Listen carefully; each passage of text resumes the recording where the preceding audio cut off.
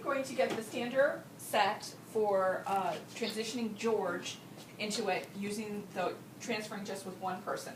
So I've aligned the stander. This seems to be a pretty good place in the room to do it. And what I'm going to do is I'm going to pull down on this knob and then bring this back.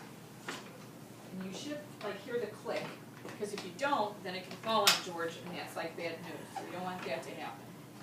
So this is good because I don't hear the click. It helps if you twist it. Like the knob? Yeah. Okay.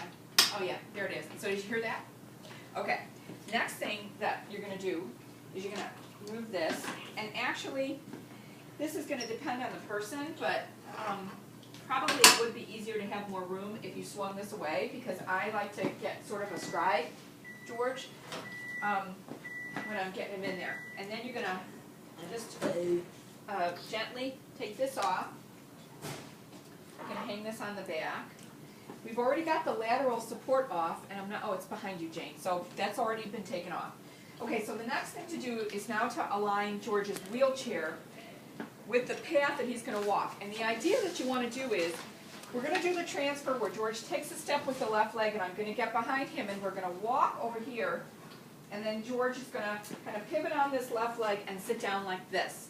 So I kind of want the chair not too far away and to be in alignment so that we don't have to do an awful lot of walking and turning once he gets here. So right now what I'm looking at is this chair is too far over this way, because I want it to be a straight shot right up to here. So I'm going to move the chair over a little bit. And I've got it on in the attendant mode. So I'm going to just work with getting it lined up so that he has clearance for his feet and I have clearance in order to walk too. But not so far out there that I'm going to have to like guide George further in. All right. That might actually be a little bit far out, but I still want to have room to be able to get around him. So this is with the corner I'm looking at. I want to be able to have room for my body to get behind him.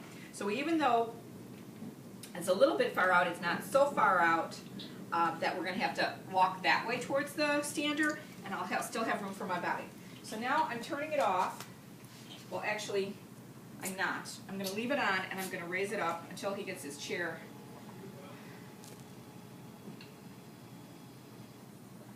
You know what? I forgot, because we don't have to worry about this on the way out, because we don't have to swing those foot plates away. So I am going to shut it off now, because we're going to leave the foot plates on the way out. But I do have to take off the bumper guard. So there's a little key here where it fits through a hole on each side. So I'm just going to pull that out and then just lift it straight up.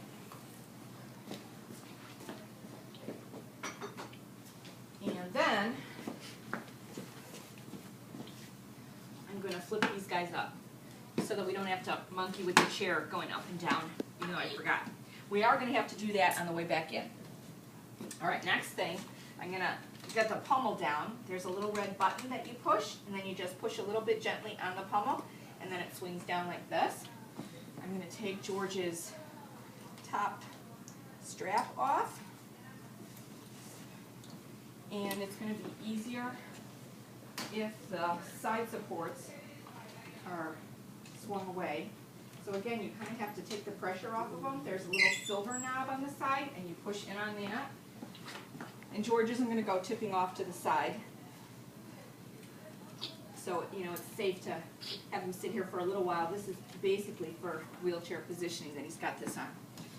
Then the next thing I'm going to do, or the very last thing, is the lap belt. And then what needs to happen is, should I just keep going, just continuously do it, or do you want to set up? Okay.